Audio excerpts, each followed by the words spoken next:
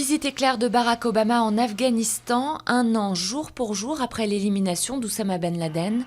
Depuis la base de Bagram, près de Kaboul, le président américain a promis un nouveau jour à ses compatriotes.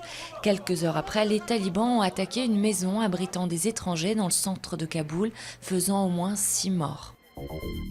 Nouvelle opération de Greenpeace ce matin. À l'aide d'un parapente muni d'un moteur, un militant a atterri dans la centrale nucléaire du Bugey, dans l'Ain.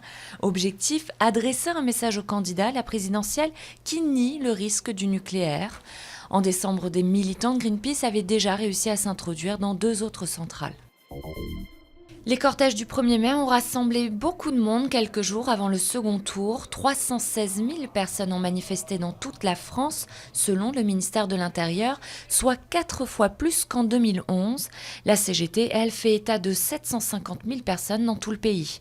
Ce soir, dès 21h, les 2 candidats débattront en direct, abordant en premier lieu les questions économiques.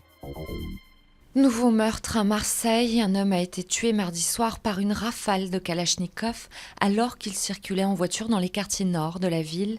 L'enquête a été confiée à la police judiciaire déjà en charge de plusieurs affaires de règlement de compte qui ont fait depuis le début de l'année au moins 10 morts. Le trafic d'animaux n'épargne aucune espèce au Brésil, même celle en voie de disparition. C'est le trafic le plus lucratif après la drogue et les armes. Quelques 38 millions d'animaux sauvages par an sont volés.